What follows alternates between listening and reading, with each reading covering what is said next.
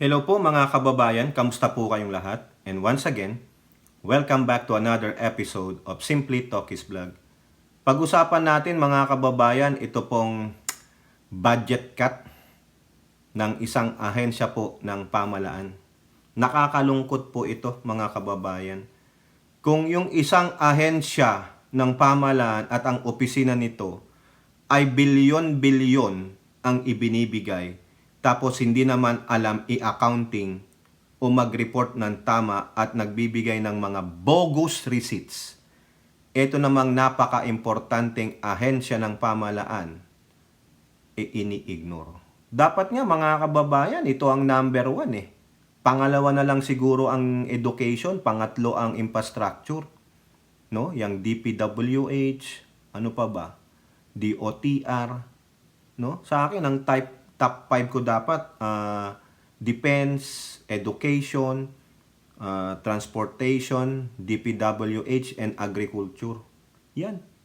Di po ba? Oh. So wala po eh.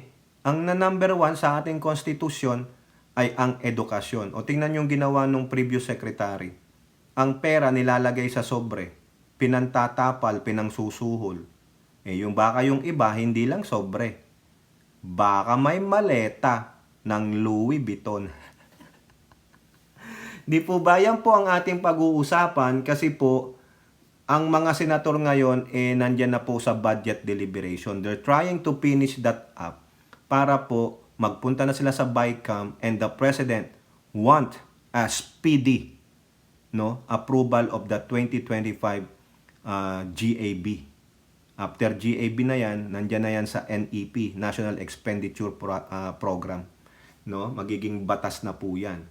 Okay, pero bago po tayo magpatuloy, tayo po ay magbibigay pugay at pasalamat sa lahat ng ating channel members, followers, subscribers, nag-like at nagsishare ng ating video, sa mga nagbi-video replay, sa mga nagsishare ng blessings, sa mga nakakasama natin sa ating video premiere at live stream. And special shout out to all our OFWs, men and women in uniform, sa ating mga frontliners at guro.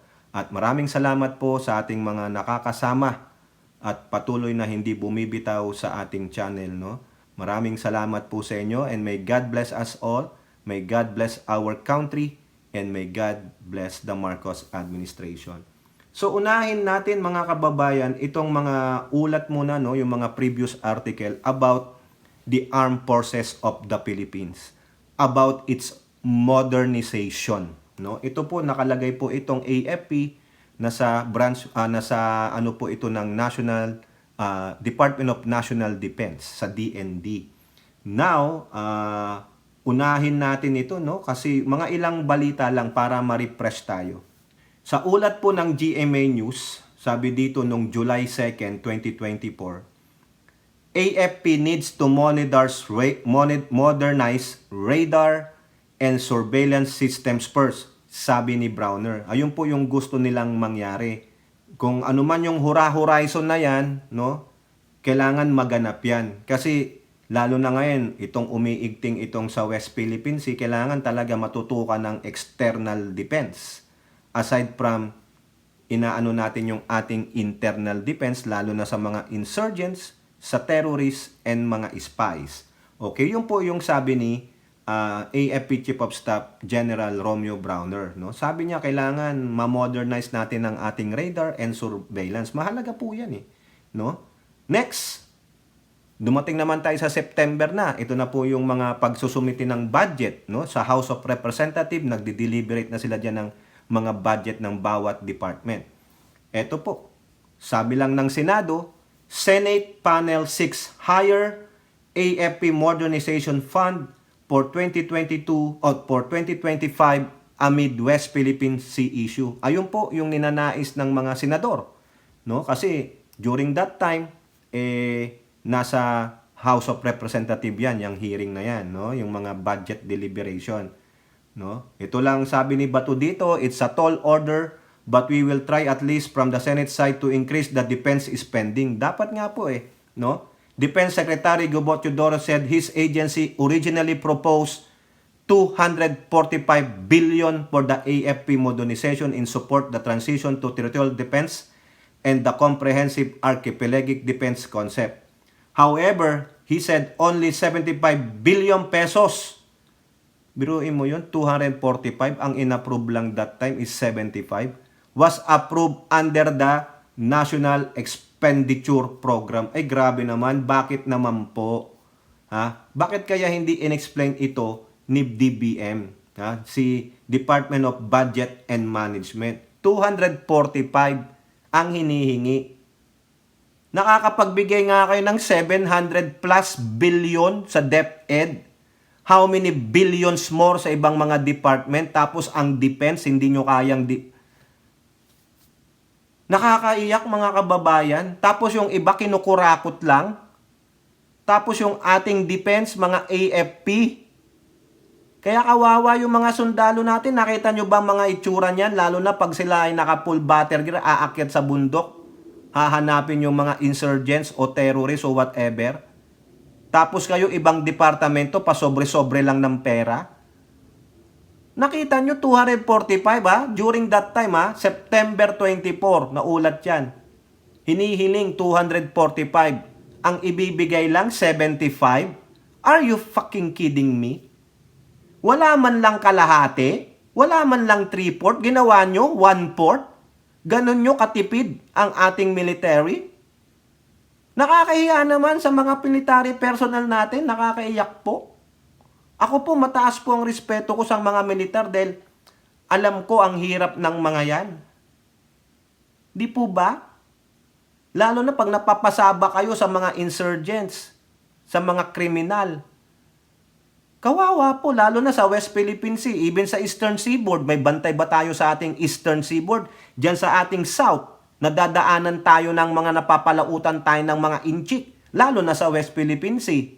Kaya naman pala, paano tayo makakagawa ng submarine? Paano tayo makakagawa ng aircraft carrier? Paano ka makaportis ng bagong mga modern ng aircraft? O panlaban, pandigma, pambantay man lang, pang defense natin. Wala eh. Saan nyo ilalagay? Puro ayuda? Putragis na yan. Kaya mamaya tama dito yung sasabihin ng isang senador eh. Mag-a-agree ako mga kababayan eh. Oh, now, eto naman tayo, a month after, that is September 24, dumating October 24, balita ng GMA News, Marcos, government is steadfast in making AFP a world-class force. Totoo ba yan, Pangulong Marcos? Nabalitaan mo ba yung a month before na sinasabi ng DND chief mo? They are asking for 245 billion pesos for the program.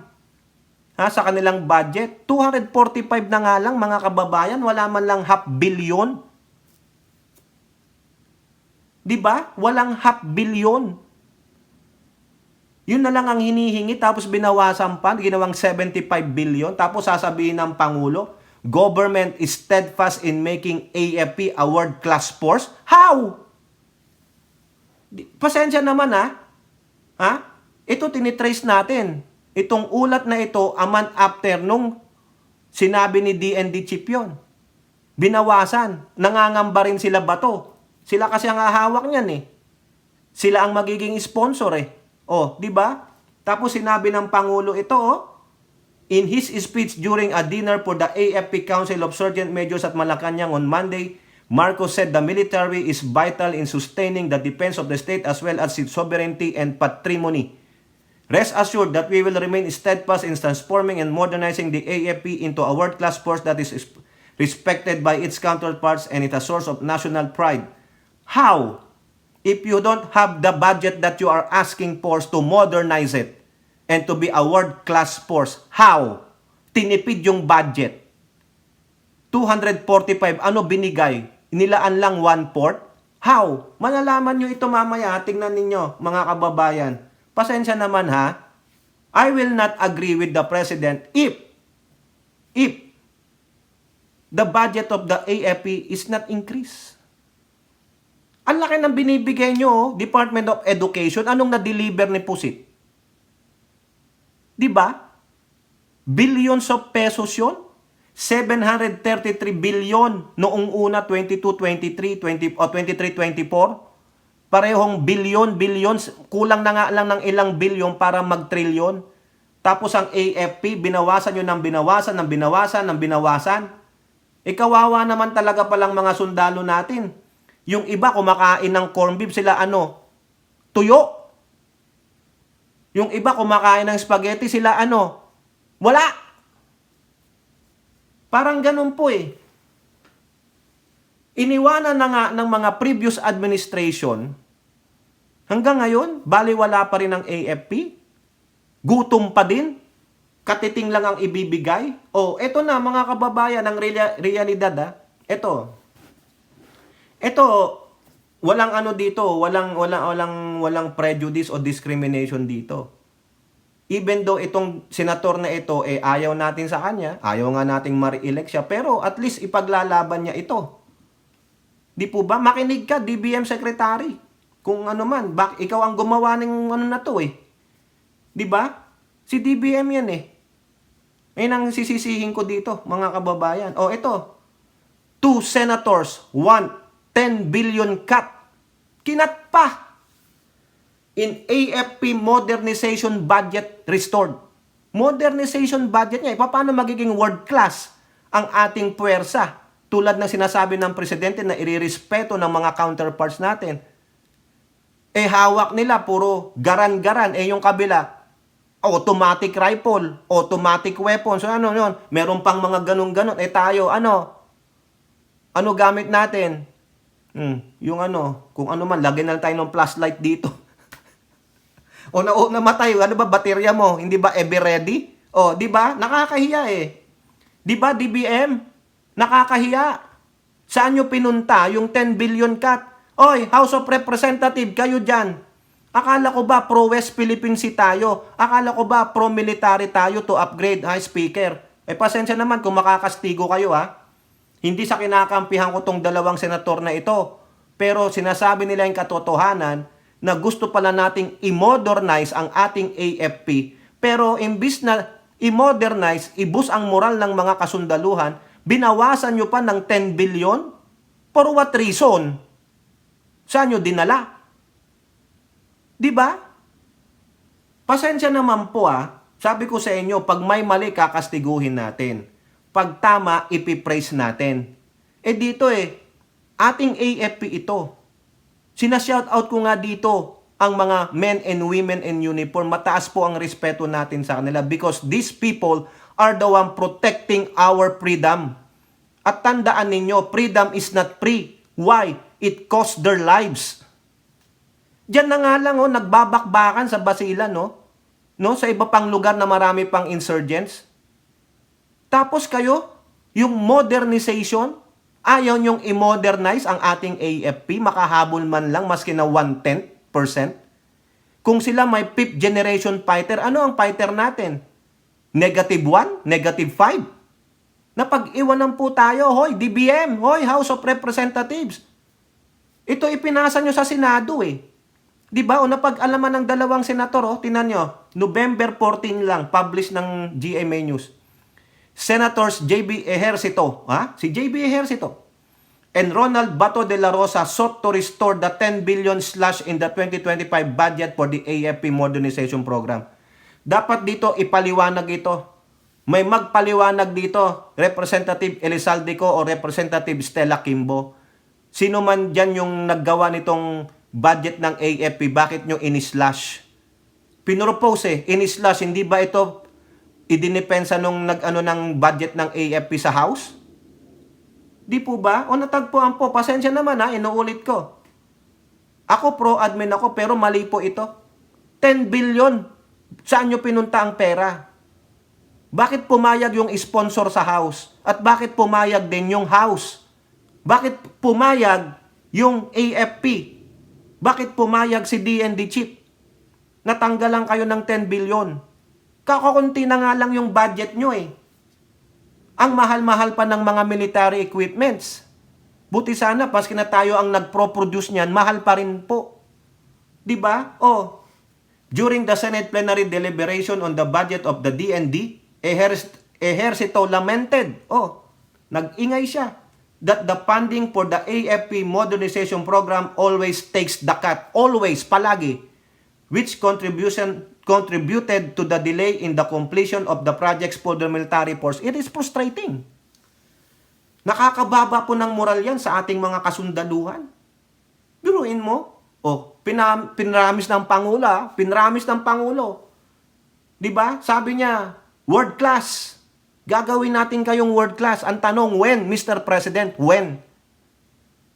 Tingnan mo ang ginawa ng mambabatas natin, ng DBM natin. Kinat nila. So, totoo ba yung sinasabi niya? Ang Pangulo, binibigyang pag-asa yung mga kasundaluhan natin. Di ba makakahabol tayo sa modern day technology in terms of military equipments and facilities? Kaso na nangyari? A month after, nalaman mo, budget cut? Ha? Di ba? Ganun po ba? Dapat dito, hindi pirmahan ng Pangulo to hanggat hindi ito binabalik o dagdagan. Ibalik nyo yung 10 billion o better yet, dagdagan nyo pa. Di ba? I-realign nyo ang mga proyekto. Yung mga hindi dapat bigyan ng intelligence fund, ibigay nyo sa AFP. Di ba sabi nyo yan? Ano nangyari? Nasaan yung 10 billion? Ano yan? Bukang bibig lang para gumanda ang presidente sa mga sundalo? Hoy, mapapasama ang presidente sa inyo. Nangako ang Pangulo sa mga sundalo. Ha? Ulitin natin. Ayan Marcos, government is steadfast. Ha? Steadfast. Ano ibig sabihin ng steadfast? On track, mabilis, di ba? Sige nga, correct me if I'm wrong. Di po ba? Resolute, unwavering, faithful, committed, dedicated. Nasaan yung mga words na yan? Nasaan yung word na steadfast pagdating binudget cut? Di ba? Paano magiging world class ang mga sundalo kung may mga ganitong budget cut sa modernization program nila? Kawawa na nga, kinakawawa nyo pa, walang yan naman kayo. Yung iba sa inyo, naka-aircon, naka-chideng, ganda ng bahay. Tingnan nyo yung sundalo sa bundok. Even they choose that profession, but they are protecting your freedom and it will cost their lives. Mahiya naman kayo. Di ba? Ito si Bato, nakaasaran natin, pero nakita niya yung loophole. Si JB Ejercito, hindi lang si Bato, dalawa sila di ba 2 is many na yan? Grabe kayo. Kung napopondohan ng tama at maayos ang ating modernization program, ay nasa Horizon 3 na tayo ng AF modernization.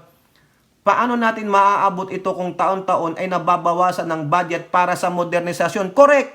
So, ibig sabihin, itong HOR is against the modernization of the AFP? Sino nag-uudyok sa inyo? Yung mga progresibong grupo dyan? Huwag i-improve, i-modernize ang AFP? Ay mga gago pala kayo. Yung mismong nagbabantay, nagsisecure ng inyong freedom, you don't care about them. Binabaliwala nyo. Paano pag nagalit ang mga yan? Paano kung magkudita ang mga yan? Kayo ang dapat iunang ikudita.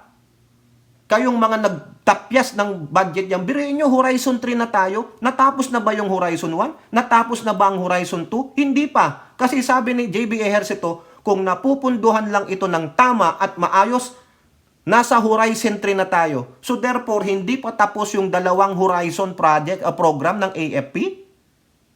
Kasi laging budget cut. Diba? Nag-propose ka, ito po, para matapos itong aming modernization nandito sa Horizon 1 and 2. Sabi ng Kongreso, hindi. Ibigay nating pang-ayuda. Kasi sabi ito ng mga progressive group, hindi mahalaga i-modernize ang AFP kasi mawawala yun na yung mga insurgents. Hindi natin kailangan niyang bantay dyan sa West Philippine Sea. OGAG. Diba? Paano natin maaabot ito kung taon-taon na yan? Kung mabawawasan ng budget para sa modernisasyon. The lawmaker noted that the Philippines aims to have at least the minimum credible defense posture for the territorial defense of the country and not too much the military use of the aggressors right away. Ayun din tayo. Di ba kahit papano, makahabol tayo. Hindi na kinakailangan pumantay tayo muna kasi talagang hindi natin kaya kasi we are way, way, way behind. Since nung time ni Cory, nawala na yan. Sabi nga nila nung panahon ni Apo Lakay, si Marcos Sr., tayo ang number 1 sa military pagdating dyan sa Southeast Asia. Tingnan yung ginagawa ni Apo Lakay sa mga nagtatayo ng istruktura noon sa West Philippines. Hindi makaporma ang Chekwa dyan. Hindi makaporma ang Vietnam dyan o other countries. Pinapasabog niya yan. Pagtapo, nung pinaalis ang Marcos, sabi, we will give you the democracy you deserve. Ano nangyari? Nawala ang defense budget. Wala na. Defenseless tayo, kaya nakapasok tong mga Chekwa na ito. Tapos meron ka pang previous president na maka-Chekwa. Di ba? Binenta ang Pilipinas sa Chekwa. Oh, tapos ngayon, gusto nyong maging world class ang ating AFP? Kiss my ass. Di po ba? Pasensya naman. Grabe oh. Hindi sinasabi na pumantay tayo sa capability, sa modernization ng military ng ibang bansa, but at least humabol tayo. Biruin nyo, 1, 2, 3 na yan. Ano nangyari? The budget for AFP's modernization under the National Expenditure Program was set at 50 billion? Ano mabibili ng 50 billion pesos? Magkano yung isang helicopter na Apache o whatever? Magkano yung isang modern fighter jet na kahit papano hindi naman F-35 o F-22? Mga F-16. Di ba? F-15. Magkano? Tapos 50 billion pesos lang yung nasa NEP natin, National Expenditure Program. Ito pa masama. Ang liit na nga, kinat pa. Ano dahilan?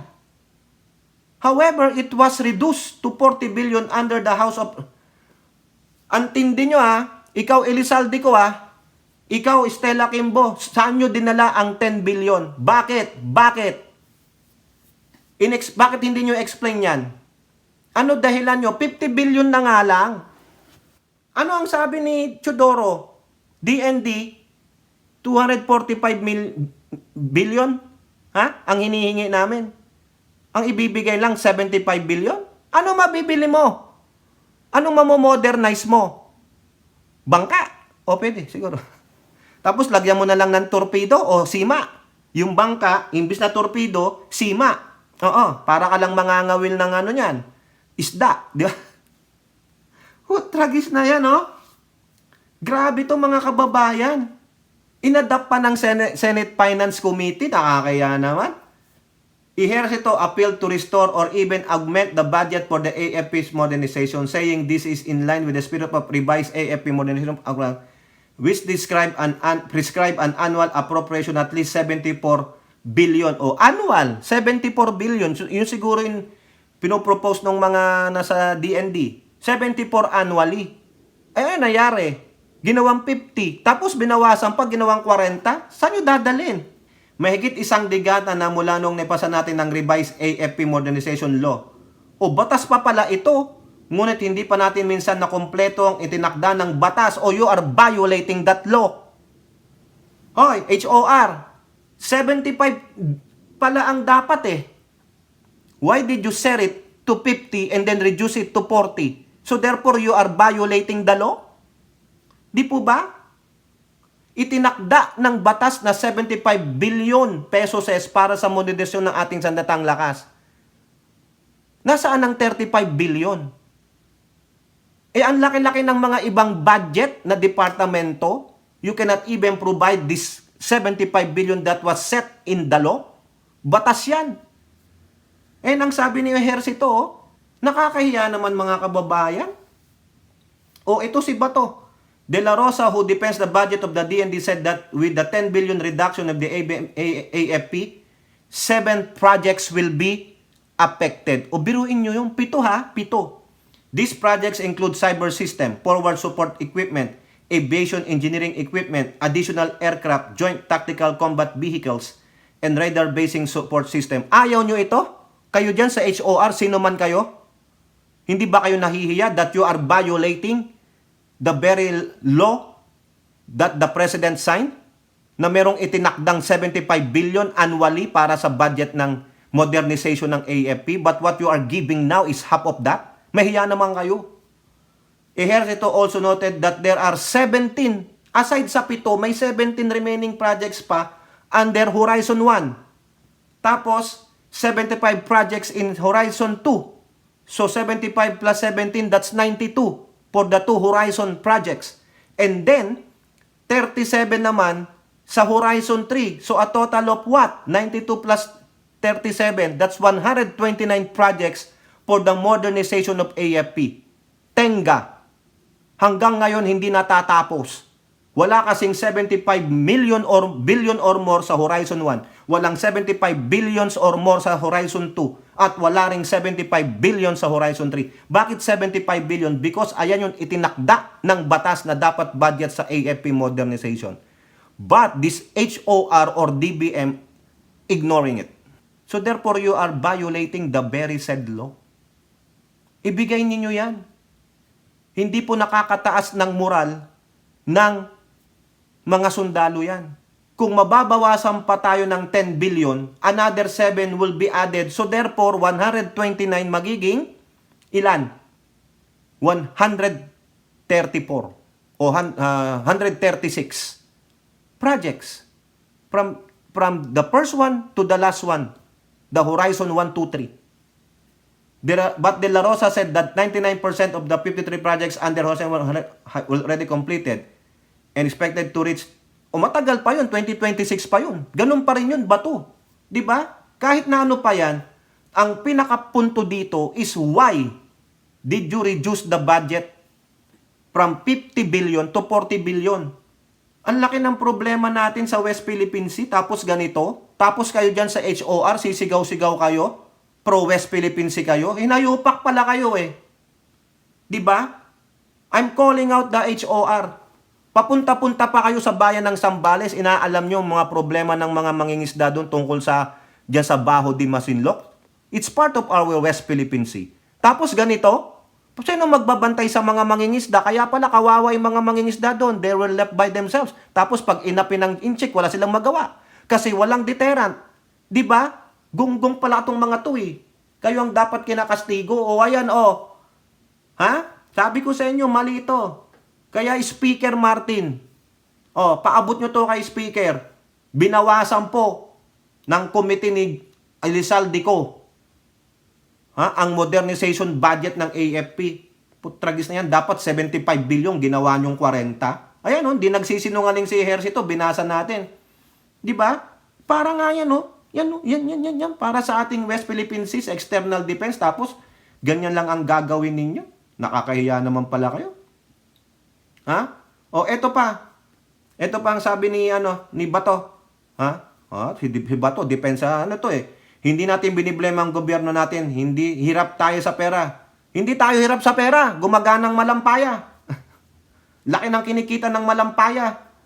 Kung hirap sa pera, din nagreklamo na ang finance. Ang sabi ng finance, nakakakolekta kami ng tama, sumosobra. O anong hirap sa pera dun? Diba, ang hirap sa pera, kung hirap tayo sa pera, bakit namimigay ng pera si Pusit sa sobre? Diba? Daming korupsyon. Diba? Pero kung maramdaman ko being a soldier, being a sailor, na iba pala yung proyekto ng gawin natin, pinapayote pang yung ipamimigay ng akap, tapos binawasan pa ng lower house, iba rin yung pagiging reaction at ang dapat bawasan yung pondo ni Pusit. Hindi yung akap na sinasabi mo ba to, isa ka din eh. O di po ba? Dinadamay mo pa ang akap. No? Kung gusto nyo, bawasan nyo lahat ng sahod ninyo. Bawasan nyo lahat ang pondo ninyo. Tag-1 billion kayo dyan. O tag sa 10 milyon, ilang kayong senator? 10 times 23, 230 million na yan. O sa Senado, ilan sila? Sa Kongreso, ilan sila? 326? O tag sa 10 milyon sa kanilang mga personal expenses fund. Marami yan eh. Di ba? O, ibigay ninyo, tag sa 10 milyon kayo, iderko kayo. Di ba? Dami yung pinagkakagustusan sa walang kwenta. Yang akap, pantulong yan sa ating mga kapwa Pilipino na kapos ang sahod. Huwag mong intindihan ang akap. Para yan sa DSWD. Ang bawasan nyo yung mga walang kwenta ko, yung mga unprogrammed funds ninyo. Yan. Yung mga personal funds ninyo. O, eto pa. Isa pa, last article natin mga kababayan, sabi naman dito sa politiko si Jinggoy naman, ha? Dahil nga pinutulan ng budget, binawasan, ano sabi? Prone to poisoning, Jinggoy decries zero funding for defense versus chemical attacks. O wala naman daw pala. Binawasan nga, senador eh, binawasan. Oh. 'Di ba? Ito sabi niya, the Philippines might be beefing up the capability of armed forces in the wake of China's growing military might, but it's apparently defenseless in dealing with chemical attacks. Senate President Pro Tempore Jinggoy Estrada pointed out the lack of funding in defending against chemical attacks during the plenary debates in the Senate of the DND 266 billion budget proposal for 2025. Mismong buong DND ito hindi ito yung sa modernization. He said there is no appropriation in the proposed 6.352 trillion. Pero nyo trillion, no? 6.3 o 6.4 trillion pesos. Tapos ang modernization, binawasan nyo pa ng 10 billion? Mahiya naman kayo. National budget to address mass casualty events like chemical, biological, radioactive, and nuclear incidents and counter weapons of mass destruction. Estrada lamented that his bill, Proposed Chemical Weapons Prohibition Act, has no funding under the budget. The bill seeks to outlaw activities related to the use and manufacture of chemical weapons. Kasi kung hinatin popundahan ito, baliwala itong batas na ipinapanukala natin. If this will not be funded, the bill which I already sponsored on the floor, mababaliwala ito. I just hope and pray na wala naman na mangyaring ganito sa bansa natin today in the near future. Maganda na yung proactive, di po ba? Estrada noted that in the 3 decades since the country became a signatory to the 1993 Chemical Weapons Convention, the Philippines has yet to fulfill its obligation to the treaty designed to eliminate chemical weapons. This Senate concurred in the ratification of the Chemical Weapons Convention, but we have not approved the national legislation needed to fully implement the provisions of this important international treaty. Mukhang naman pong maganda itong panukala ni Jinggoy, dapat ponduhan ito. Signatory pala tayo sa chemical sa Chemical Weapons Convention kailangan gampanan natin 'yan.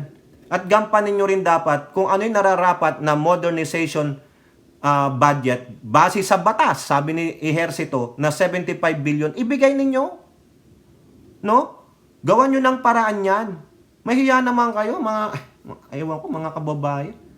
Ang dami nyo nga pinang-aayuda, may mga unprogrammed funds kayo, may mga sarili kayong mga budget personal. Di ba? Ba't hindi kayo magbigay dyan sa AFP, which is protecting your freedom, and freedom is not free? Because it cost the lives of our men and women in uniform. Hirap na trabaho ang magiging sundalo, even though nasabihin nyo it's their fault, it's their profession, it's their chosen profession, but still, without them, how do you enjoy the freedom that you have now? Di po ba? Tama, mali. You guys are just sitting your asses on that cold, air-conditioned rooms. You're eating a good meal. You're sleeping comfortably in your homes, in your offices, or wherever. Pa-attend lang kayo ng seminars, aircon kayo, kain kayo ng masasarap. You can do your leisures. But look at these men and women in uniform. They are defending our freedom, defending our country, para makatulog kayo ng mahimbing. Magampanan din ninyo ang trabaho nyo. Pero yung babawasan nyo pa ang budget, you know about the law, the modernization law, and it sets a certain amount for that. 75 billion. Ginawang 50, tapos ginawang 40. Bakit? Saan nyo gagamitin yung 35 billion? You cannot even afford that. Binabaliwala niyo yung pumuprotekta sa inyong kalayaan. Di po ba? Mga pisting yawa pala kayo Okay, kayo po mga kababayan, ano pong inyong masasabi? Comment down below and don't forget to like and share. Hope to see you in the next videos. Bye-bye. God bless.